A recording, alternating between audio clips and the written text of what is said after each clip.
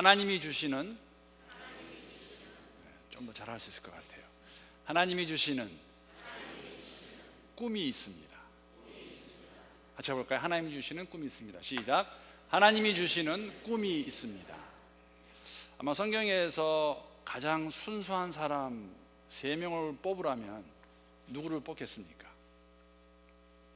저는 요셉과 사무엘과 다니엘을 뽑겠습니다. 근데 사실은 제가 뽑은 건 아니고요. 제 참 친한 친구가 있는데 지금 한국에서 함께 공부했고 한국에서 지금 신학교에서 가르치고 있습니다. 구약학 교수인데 그 친구가 쓴 송병현 교수인데 그 주석에 보게 되면 이 세 사람 뽑더라고요. 언젠가 한번 이제 기회가 되면 올 겁니다. 저희 교육에 또 벼르고 있는데 제가 부르지 않고 있어서 못 오고 있습니다. 이 세 사람의 공통점이 있는데 그것은 뭐냐면 세 사람 다 어린 나이에 본인의 뜻과는 상관없이 부모의 품을 떠나 살았다는 것이죠. 다니엘 같은 경우에는 포로로 잡혀서 아니면 볼모로 바벨론에 가서 살게 되고, 사무엘 같은 경우는 젖을 떼자마자 어머니 한나가 성전에 데려가서 엘리와 함께 사는 그러한 경우가 되겠고, 요셉은 17살 때 형들에 의해서 노예로 팔려가서 애굽에서 삶을 살게 됩니다. 그 세 사람의 삶을 보면서 그 송병현 교수가 쓴 그 주석에 보게 되면 이렇게 그 상황을 묘사하고 있는데 위로가 되는 말씀 제가 한번 읽어보겠습니다. 가장 순수하게 살았던 사람들이 한결같이 고향을 떠나 타지에서 어려운 삶을 살았다는 것이 특이하다. 아마 하나님께서도 이들의 아픔을 헤아리셨기에 그들이 외롭지 않도록 특별히 동행해 주셨을 것이다. 그들도 자신들이 헤쳐나가야 하는 어려움에 좌절되지 않고 고난을 오히려 인격을 수행하는 기회로 삼았다. 이런 관점에서 보면 사람에게는 어떤 어려움과 난관도 해가 아니라 약이 될 수 있다는 것을 깨닫게 된다.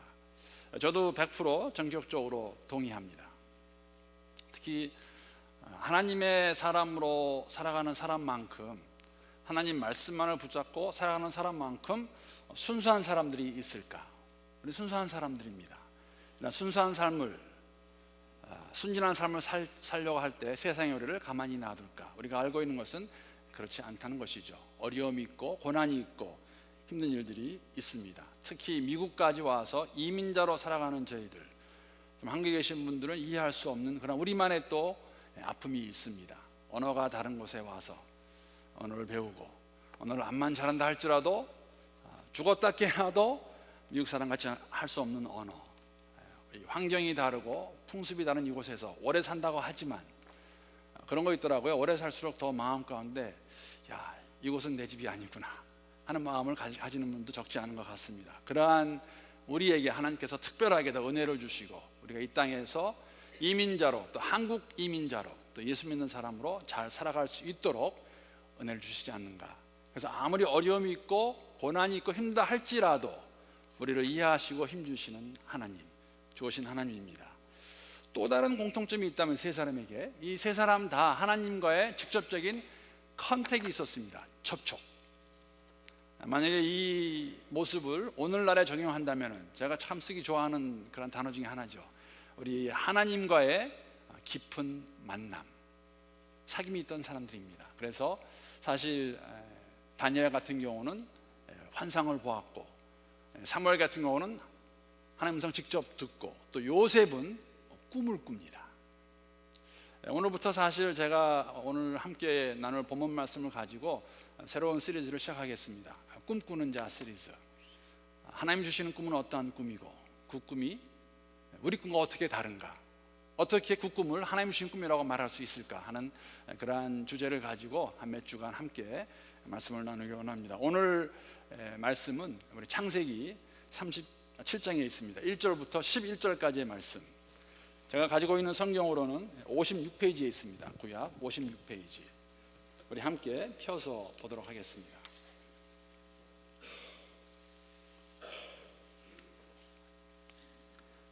창세기 37장 1절부터 11절 말씀, 우리 함께 교독하도록 하겠습니다. 제가 1절 말씀 먼저 읽겠습니다. 야곱이 가나안 땅 곧 그의 아버지가 거류하던 땅에 거주하였으니 야곱의 족보는 이러하니라.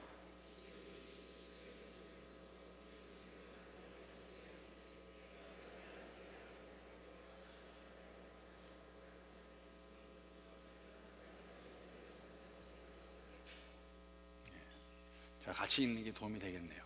자, 3절입니다. 요셉은 노년에 얻은 아들이므로 이스라엘이 여러 아들보다 그를 더 사랑함으로 그를 위하여 채색옷을 지었더니 그의 형들이 아버지가 형들보다 그를 더 사랑함을 보고 그를 미워하여 그에게 편안하게 말할 수 없었더라. 요셉이 꿈을 꾸고 자기 형들에게 말하매 그들이 그를 더욱 미워하였더라. 요셉이 그들에게 이르되 청하건대 내가 꾼 꿈을 들으시오. 우리가 밭에서 곡식단을 묶더니 내 단은 일어서고 당신들의 단은 내 단을 둘러서서 절하더이다. 그의 형들이 그에게 이르되 내가 참으로 우리의 왕이 되겠느냐 참으로 우리를 다스리게 되겠느냐 하고 그의 꿈과 그의 말로 말미암아 그를 더욱 미워하더니 요셉이 다시 꿈을 꾸고 그의 형들에게 말하여 이르되 내가 또 꿈을 꾼즉 해와 달과 11별이 내게 절하더이다 하니라. 그가 그의 꿈을 아버지와 형들에게 말하매 아버지가 그를 꾸짖고 그에게 이르되 내가 꾼 꿈이 무엇이냐 나와 내 어머니와 내 형들이 참으로 가서 땅에 엎드려 내게 절하겠느냐. 우리 함께 읽겠습니다. 그의 형들은 시기하되 그의 아버지는 그 말을 간직해 두었더라. 여러분, 최근래에 꾸신 꿈이 무엇입니까? 어려운 질문이 아니고 밤에 꾸는 꿈이라는 겁니다. 꾸신 꿈. 한 3년 정도 된 것 같은데 레오나르도 디카프리라는 헐리우드 주연 배우가 주연한 영화 인셉션이라는 영화가 있었습니다. 아마 보신 분들 계실 것 같아요. 그 내용을 간단하게 말하면은 어떤 사람이 남의 꿈 안에 들어가서 그 꿈을 조작하고 그 조작된 꿈을 통해서 타인의 생각을 바꾸고 필요한 거 얻어내는 그러한 아주 황당무계한 영화였습니다. 근데 재미는 있더라고요. 저도 보았는데 어떻게 타인이 내 꿈 안에 들어와서 내 꿈을 마음대로 움직일 수 있겠습니까? 꿈이 무엇입니까, 여러분? 꿈을 모르는 분은 아무도 안 계십니다. 사전적 정의를 제가 한번 찾아보았습니다. 이렇게 세 가지로 묘사하고 있는데 한번 읽어보겠습니다. 잠자는 동안에 깨어있을 때와 마찬가지로 여러 가지 사물을 보고 듣는 정신현상, 그렇게 정의를 내리고, 두 번째는 실현하고 싶은 희망이나 이상. 이렇게 사실은 여기에 제가 이 정의를 보면서 우리 자녀들이 지금은 많이 나아졌지만 우리 막내는 아직도 그런 것 같습니다. 어디에 가서 영화를 보고 좀 무서운 영화 보고 오고 나면은 며칠 안에 꼭 이상한 무서운 꿈 꾸더라고요. 그래서 아마 실현하고 싶은 아니면 보았던 것이 어떤 이렇게 연장선에 있는 것 아닌가. 세 번째로는 실현될 가능성이 아주 적거나 전혀 없는 헛된 기대나 생각, 이름하여 이런 경우를 가리켜서 개꿈 그렇게 말합니다. 그렇죠? 그것이 꿈입니다. 오늘 꿈 얘기가 나옵니다. 여러분, 고대 근동에서는 꿈이 매우 큰 비중을 차지했습니다. 그 이유 중에 하나가 뭐냐면은 신이 사람들에게 당신의 메시지를 전할 때에 이 꿈을 통해 주었다는 것이 이 고대 근동 사람들의 생각이었고, 그렇기 때문에 꿈은 굉장히 중요한 것이었습니다. 성경에서도 우리가 종종 보는 것, 하나님께서 하나님 사람들에게 이 꿈을 통해서 또 환상을 통해서 당신이 원하신 것을 보여주십니다.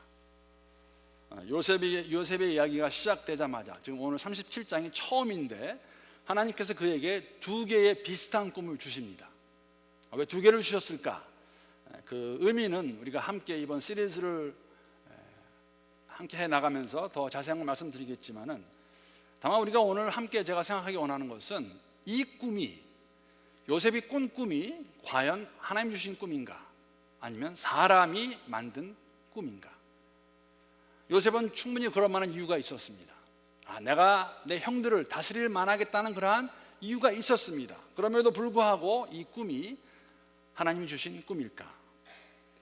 우리는 알고 있습니다. 왜냐하면 우리는 성경 가운데 50장 가게 되면, 아니면 그 과정을 통해서 하나님이 이 일을 이루셨다는 것, 하나님이 주셨고 과정을 다 주장하시고 또 완성하신 다음에 완성된 그 꿈을 가지고 목적의 시작이 된다는 걸 알고 있기 때문에 오늘 이렇게 시작하면서 우리가 할 수 있는 말은 뭐냐면은, 이 꿈은, 요셉이 꾼 꿈은 본인이 만든 본인의 꿈이 아니라 하나님이 주셨다고 그렇게 말할 수 있습니다.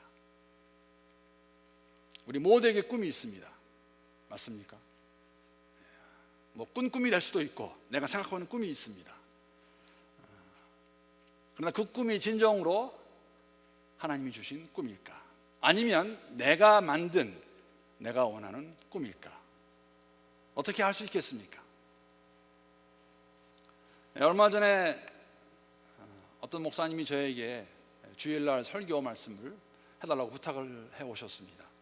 그것도 휴가 중에. 하고 싶지 않았는데, 쉬고 싶었는데, 목사님 간절히 부탁하셔가지고 설교하러 간 적이 있습니다. 근데 그 목사님이 저한테 설교 부탁을 하시면서 그렇게 말씀하시더라고요. 이렇게 질문하셨어요. 송 목사님, 혹시 한 20명 정도 되는 회중을 놓고 주일날 아침에 설교해 본 적이 있습니까? 그렇게 물어보시더라고요. 그래서 제가 곰곰이 생각해 보니까 사실은 없는데 있다고 말을 했어요. 왜냐하면 거짓말한 게 아니라 뭐 주일날은 아니지만은 저희 아버님이 그 심호하시던 그 교회가 자그마한 교회였는데 뭐 수요일 같은 경우는 한 10분 정도 모였습니다. 그래서 제가 있습니다. 그랬더니 이제 그렇게 저한테 질문하신 이유는 다른 게 아니라 미안하셔서, 그래도 포틀랜드 영락교회에서 왔는데 당신이 심호하시는 교회 가서 설교하게 되면은 미안하니까, 그래서 제가 목사님한테 목사님 괜찮습니다. 전혀 문제가 되지 않습니다. 아마 그 목사님의 생각 가운데는 그런 게 있었던 것 같아요. 내가 이렇게 자그마한 교회 보잘것없는 목사인데 당신 같은 저 같은 사람 와서 설교해달라는 게 미안하다. 어떻게 보면은 현실이 아니까 하는 생각도 들면서 조금 마음 편치 않았습니다. 목사들 가운데서도 교회의 사이즈를 가지고 뭐 크다 작다 그런 말 할 수 있는 게 가능한 것인가, 그런 생각도 해보았습니다. 그런 생각을 하면서 또 한 가지 그 근래에 그런 생각이 틀리지 않다고 느끼게 된 것은, 저는 이렇게 못났지만 제 친구들은 참 잘난 친구들이 많습니다. 금방 말씀드린 뭐 송병현 목사 같은 친구, 정말 박사학위 받아서 한국에서 좀 잘 가르치고 있고, 또 다른 친구 목사 하나는 한국에서 유학 갔다가 공부할 때 만났는데 한국에 돌아가서 교회를 개척했는데 한 10년 전에 교회가 아주 10년 만에 한 1000명 이상으로 이렇게 부흥했습니다. 숫자가 많이 늘었습니다. 근데 그 친구는 사실 제가 아는데 아주 건강하게 교회를 키웠는데 한번 설교하는데 그런 말 하는 걸 제가 들은 적이 있습니다. 주위에 적지 않은 목사님들이 자신을 가리켜서 당신은 정말 성공한 목사야, 그리고 당신이 지금 개척한 교회 이제는 성공한 교회라는 그런 말을 자주 한다는 소리를 들으면서 본인은 조금 난 좀 씁쓸하다, 아니면 좀 이렇게 많이 편치 않다는 그런 말을 한 적이 있습니다. 그 이유 중에 하나가 뭐였냐면, 그러면은 내가 10년 동안 목회한 거는 다 뭐야, 실패했다는 거야? 10년 동안은? 그런 건 아닌 것 같은데, 오늘 적지 않은 목사들의 생각 가운데 목회를 시작하면서 내가 교회를 부흥시키겠다는 생각을 많이 합니다. 그 부흥의 의미가 무엇일까? 정말 숫자로만 우리가 그것을 그 척도를 가지고 판가름할 수 있을까? 숫자가 교회의 목표가 되는 것은 하나님이 주시는 꿈이 아니라는 생각을 저는 가지고 있습니다. 주실 수 있습니다. 그러나 그 숫자 자체가 꿈이 될 수는 없습니다. 여러분과 제가 꿈이 있습니다. 저는 목사로서 꿈이 있고 여러분 꿈이 있는데 그 꿈이 내 꿈인지 하나님 주시는 꿈인지 어떻게 알 수 있겠습니까? 만약 하나님 주시는 꿈이라면은 그 꿈은 어떻게 다를까? 여러분 어떻게 생각하세요? 우리가 다 꿈이 있지 않습니까? 이루고자 하는 것들이 있습니다. 그것이 내 개인의 내가 원하는 것인지, 우리가 하나님의 사람이라고 고백한다면 하나님이 주시는 꿈인지 어떻게 알 수 있을까? 오늘 본문을 통해 알 수 있는 것은, 하나 분명한 것은 하나님이 주시는 꿈은 사람의 환경과 상황에 상관없이 제한받지 않고 주신다는 것입니다. 사람이 갖는 꿈은, 사람이 만드는 꿈은 내가 이룰 수 있다, 내가 할 수 있다, 내가 이 정도는 내 힘으로, 내 머리로 그렇게 할지 모르지만은 하나님 주시는 꿈은 그러한 모든 것에 상관없이 하나님이 원하시는 것이기 때문에 주신다는 것이죠. 설명하기 위해서 본문을 조금 제가 좀 설명하도록 하겠습니다. 여러분 오늘 본문 보시게 되면 1절에 야곱이 가나안 땅에 거주하고 있는 모습이 나옵니다. 이 가나안 땅은 하나님께서 아브라함을 선택하신 적에 약속하신 땅이었습니다. 그를 부르시고 말씀하시죠. 내가 내게 지시할 땅으로 가라 하고 인도하신 곳이 가나안 땅이었습니다. 하나님 주셨다는 의미는 그 땅이 아브라함의 땅이라는 것인데, 아직까지 창세기 30장까지 가나안 땅은 아브라함과 이삭과 야곱의 땅이 아닙니다. 거주하고 있지만은 그 땅을 아직 소유한 것은 아닙니다. 약속의 내용은 아직 이루어지지 않았다는 것이죠. 그 약속을 이루시기 위해서 선택하는 사람이 요셉입니다. 왜냐하면 야곱의 족보가 나오면서 갑자기 요셉이 딱 튀어나옵니다. 그럼 왜 요셉이 나올까? 여러분 알고 계시지 않습니까? 야곱에게는 12아들이 있었습니다. 그리고 요셉이 장남이 아닙니다. 여러분 그 스토리 아시죠? 혹시 모르시는 분이 계실 것 같아서 제가 잠깐 그 배경을 설명해 드리겠습니다. 야곱에게는 형이 있었습니다. 에서라는 형. 에서의 장자권을 훔친 야곱, 그 형의 분노를 피해 도망을 가게 됩니다. 도망간 곳이 그들의 삼촌 집이었던 라반의 집이었죠. 라반의 집에 가서 아무리 봐도, 여러분 성경 잘 보세요. 라반의 집에 가서 야곱이 라헬을 처음 보는 순간부터 그냥 완전히 빠진 것 같아요, 그 라헬에게. 그래서 그 삼촌 라반에게 라헬을 달라고 그랬더니 삼촌이 뭐라 하냐면, 그래? 그러면 네가 7년을 일하면 내가 라헬을 아내로 주겠다. 좀 비쌌던 것 같아요, 7년이 내려야 되니까. 근데 7년을 일하는 이 야곱의 이 마음이 어떠한 마음이었을까? 여러분 창세기 29장에 보게 되면 그 야곱의 마음을 한마디로 쫙 표현해줬는데, 29장 20절 말씀입니다. 야곱이 라헬을 위하여 7년 동안 라반을 섬겼으나 그를 사랑하는 까닭에, 그는 라헬입니다, 7년을 며칠같이 여겼더라. 여러분 7년을 며칠같이 여길 수 있는 거, 이거 정말 보통 사랑 아닙니다. 며칠 같은 7년이 지났습니다. 그래서 결혼식을 잘 거행하고 분명히 라헬과 잠을 잔다고 들어갔는데 아침에 일어나 보니까 어떻게 되죠? 레아가 있는 거예요. 그 라헬의 언니가 함께 잠을 잤다는 것이죠. 그래서 가서 따집니다. 이게 어찌된 일입니까? 왜 나에게 라헬을 주겠다 그러고 왜 레아를 주는 겁니까? 그랬더니 삼촌이 또 말은 또 잘하세요. 우리의 풍습에 언니가 안 간데 동생이 먼저 갈 수 없다. 그래서 막 때를 쓰니까는 라반이 그러죠. 그러면은 7년을 더 일해라. 그럼 내가 둘 다 주겠다. 그래서 얻은 아내가 레아와 라헬입니다. 그런데 야곱이 라헬만 좋아합니다. 하나님께서 그러한 레아의 고통을 아시고 그의 태를 먼저 여셔가지고 준 아들이 처음 네 아들입니다. 루벤과 시몬과 레위, 유다가 있습니다. 그 다음에 이제 여러분 스토리가 궁금하시면은 창세기 읽어보시면 돼요. 그래서 이제 라헬이 시기가 나서 자기 몸종을 줘서 몸종에서 두 아들이 나오고, 이렇게 보니까 또 레아가 그러면 안 되지. 그래서 또 레아가 자기 몸종 줘서 또 아들이 또 나오고, 그래서 생긴 아들이 아내가 4명이고 12아들이 생깁니다. 그러면 여러분 사실 야곱의 족보는 누가 이어야 됩니까? 루벤이 이어야 돼요. 루벤이 장남이기 때문에. 그런데 갑자기 불현듯 지금 요셉이 등장합니다. 루벤이 장남으로 대를 이어가는 것이 순리입니다. 우리가 알고 있는 경험입니다. 우리가 이해하고 있는 것입니다. 그런데 하나님께서는 사람의 순리와 상관없이 요셉을 택하셔서 그에게 꿈을 주시고 그 꿈을 통해서, 요셉을 통해서 당신의 목적을 완성해 가십니다. 하나님이 하신 일 그렇지 않습니까? 우리의 경험과 우리의 이해와 우리의 생각과 우리의 비교를 하게 되면은 이게 맞는데, 하나님 하실 때 일하시는 거 보시면은 전혀 우리와 상관없이, 우리가 원하는 거 상관없이 일하시는 하나님, 그 하나님의 모습이 오늘 이 본문 가운데도 들어 있습니다. 상황을 초월해서, 환경을 초월해서. 왜 이렇게 말씀드리냐면, 어떤 분들은 그렇게 생각하세요. 사실 요셉만큼 좋은 환경에 있던 사람이 어디 있느냐. 여러분 근데 그렇지 않습니다. 요셉의 환경은, 요셉의 상황은 그가 형들에 의해서 노예로 팔려갈 때 나빠지는 것이 아니라 아버지와 같이 있을 때도 결코 좋은 상황이 아니었다는 것이에요. 그 이유는 다음과 같습니다. 왜냐하면 여러분 본문에 나와 있지만은 아버지 야곱이 요셉에게만 채색 옷을 입혔어요. 입힌 이유는 우리가 충분히 이해가 갑니다. 왜 그렇습니까?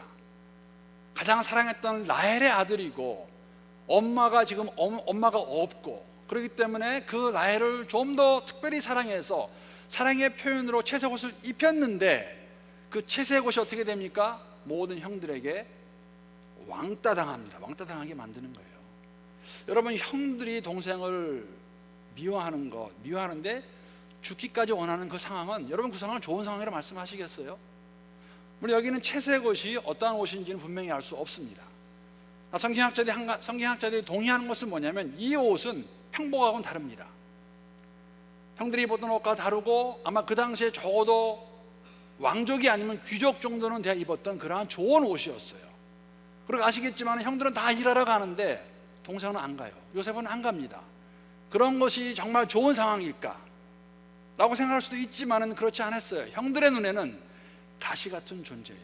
왜 너만 아버지의 사랑을 다 독차지해야 되느냐? 왕따 당한 그러한 삶. 언뜻 보기에는 채색 옷 입고 호강하면 잘 사는 것 같지만은, 그러나 그의 삶은 사실 고달팠습니다. 인정을 안 해줬기 때문에. 그뿐 아니라 요셉만큼 정말 지혜 없는 사람이 있을까 하는 생각도 해보았습니다. 왜냐하면 그런 상황에서도 이 요셉이 형들한테 가서 형들의 과오를 다 고자질했어요. 어떻게 보면은 요셉에게는 선택의 여지가 없었습니다. 본인도 알지 않습니까? 야, 아버지가 나에게만 채색 옷을 입히고 나에게만 좀 더 맛있는 거 주고 나는 일도 안 시키고, 그러니까 아버지가 아마 그런지도 몰라요. 나이가 들어가면서 11 아들이 말을 안 들었기 때문에 그들을 감시하는 의미에서, 요셉아, 내가 가서 그들 보고 나한테 와서 말해라, 그렇게 말했는지도 모르겠습니다. 이유는 알 수 없지만 어떻게 했든지 간에 자기 형들의 과오를 아버지께 고자질한다는 거, 그리고 그거를 또 형들이 알고 있어요. 굉장히 그러한 모습은 지혜롭지 못한 모습이라는 생각을 합니다. 이러한 요셉의 행동은 모든 형들의 미움의 대상이 되기에 아주 적합한 것이었어요. 너 한번 두고 보자. 이러한 요셉의 삶을, 이러한 요셉의 상황을 우리가 좋은 상황이라고 말할 수 있겠습니까? 그뿐 아닙니다. 요셉은 철도 없었습니다. 말씀드린 대로 꿈은 사실은 이 요셉이 꾼 그 두 꿈의 내용을 보면 굉장히 비슷하고, 누가 들어도 사실은 알 수 있을 만한 내용이에요. 근데 그것을 가서 형들에게 말한다는 것이죠. 그런 질문 안 할 수 없습니다. 왜 형들한테 가서 그 말을 했을까? 정말로 믿었나 자기가? 아무래도 내가 아버지 사랑을 제일 독차지하고 있고 채색 옷 입고 있고 내가 귀족 같은데 형들 앞으로 내가 형들을 다스릴 것 같으니까 한번 꿈 얘기 들어보시죠 라는 생각을 했을까? 분명한 것은 요셉은 형들이 자기를 좋아하지 않고 있다는 것은 알고 있었어요. 분명하게. 왜냐하면 오늘 본문의 4절 말씀 보게 되면은, 그의 형들이 아버지가 형들보다 그를 더 사랑함을 보고 그를 미워하여 그에게 편안하게 말할 수 없더라. 이 편안은 우리가 잘 아는 샬롬입니다. Peace to you. 일반적인 그 당시에 유대인들의, 유대인까지 갈 수 없죠. 왜냐하면 가족들의 인사였어요. 샬롬, 평화. 근데 그 말까지도 할 수 없는 거예요. 왜? 마음에 유함이 있기 때문에. 이거 이해 안 되시는 분 계세요? 우리 비슷하지 않나요? 누구를 막 미워하면 가서 이게 말이 잘 안 나오지 않습니까? 그뿐 아니라 그렇게 자신을 안 좋아하는 걸 알고 있으면서도 정말 어떻게 보면 정말 철부없는 걸 봤습니다. 가서 그 꿈 얘기를 했을 때 본인이 들어도, 아버지가 들어도, 형들이 들어도 그 의미는 다 알고 있는데, 그래서 그 내용을 들은, 꿈 얘기를 들은 요셉의 형들이 어떻게 하나? 5절 보게 되면 요셉이 꿈을 꾸고 자기 형들에게 말하며 그들이 그를 어떻게 해요? 더욱 미워하더라. 이제 더 싫은 거예요. 그래? 아마 이때부터 그들의 마음 가운데는, 너 그런 꿈 꿨어? 한번 두고 보자. 우리가 그 꿈을 이루지 못하게 할 수도 있다는 마음을 가졌을 것입니다. 그래서 다음 주에 가게 되면 그 이야기가 나옵니다. 요셉이 처해 있는 상황을 언뜻 보게 되면 아버지의 사랑을 독차지하고 좋은 옷 입고 좋은 거 먹고 잘 사는 것 같지만은, 평안하게 사는 것 같지만은 그의 삶은 외롭고 왕따 당하고 정말 좋지 않은 환경이었습니다. 그런 환경에 있는 그에게 하나님께서 꿈을 주십니다. 이 꿈이 하나님이 주신 꿈이라는 걸 알 수 있는 것, 왜냐하면 말씀드린 것 같이 37장 이후로 나오는 그 과정을 통해서 50장에 나오는 그 모든 모습을 통해서 이것은 하나님 주신 것을 알고 있기 때문입니다. 사랑하는 성도 여러분, 이렇게 좋지 않은 환경에도 불구하고 하나님이 주신 꿈은 알 수 있는 것은 그 모든 것을 이루시는 분이, 당신의 목적을 위해서 이루시는 분이 하나님이시기 때문에, 말씀드린 것 같이 여러분, 아브라함에게 그 땅을 주시겠다고 말씀하셨는데 야곱 때까지도 그 땅은 아직 정복되지 않았습니다. 이해가 돼요. 왜? 그때 야곱의 식구가 얼마나 됐겠습니까? 100명도 안 됩니다. 한 50명 됐을까요? 그 50명의 식구가 어떻게 가나안 땅을 정복할 수가 있어요? 요셉을 시작으로 여러분 아시지 않습니까? 애굽 땅에서 400년 있으면서, 굉장히 흥미롭습니다. 아브라함, 이삭, 야곱 그 세대의 기간이 비슷합니다. 한 300~400년. 그러나 요셉을 통해서 12형제가 야곱이 함께 애굽에 가서 400년이 지나는 동안에 이 민족은 200만으로 변합니다. 200만이 되었을 때 가나안 땅에 들어가서 그 땅을 정복할 수 있는 것이죠. 요셉에게 꿈을 주시고 그 꿈을 완성시킴으로써 민족을 만드시고 이루시고 그 민족을 통해서 가나안 땅을 정복해서 그 백성에게 주시는 하나님의 섭리가 있다는 것입니다. 이런 것이 하나님의 꿈이에요. 우리의 삶을 통해서 어떠한 모습이든지 간에 하나님의 영광을 위해서 주께서 원하시는 것을 이루어가는 그 꿈이 하나님의 꿈입니다. 여러분, 바르바라 부시 아시죠? 바르바라 부시, 아버지 부시의 아내입니다. 바르바라 부시. 바르바라 월터 아시죠? 미국 그 여자 앵커들 중에 가장 유명한, 지금까지도 지금 80이 제가 넘은 걸로 알고 있는데 앵커하고 계시는, 내년에 이제 은퇴하신다고 그러는데, 바르바라 말 들어보셨을 거예요. 그리고 힐러리 클린턴, 누군지 아시지 않습니까? 영부인이었고 지금은 또 국무장관하고 쉬고 계시는 분. 근데 여러분 혹시 바르바라 힐러리라는 이름을 들어보셨어요? 바르바라 힐러리, 두 분이 같이 놓은 거, 바르바라하고 힐러리하고. 바르바라 힐러리. 이분은 평생을 간호사로 일하고 은퇴한 흑인 할머니십니다. 유방암 걸리셨고 폐암 걸리셨는데 극복하시고, 아마 제가 볼 때는 제가 자세한 거는 모르겠지만 아마 그 기간에 북극에 그 개썰매 타러 가셨다가 그분이 한 가지 흥미로운 얘기를 했습니다. 북극을 아직까지도 북극 끝 흑인이 가본 적이 없다라는 말을 들으시고 평생 간호사로 일하시고 유방암 폐암 극복하시고 2007년에 75살의 나이로 처음 흑인으로 남극을 북극을 정복합니다. 그것이 끝이 아니라 2011년 79살의 나이로 남극까지 그냥 다 끝내십니다.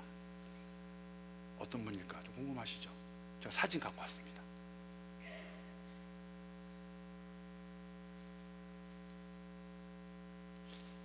저분이 예수 믿는 분인지 아닌지 모르겠어요.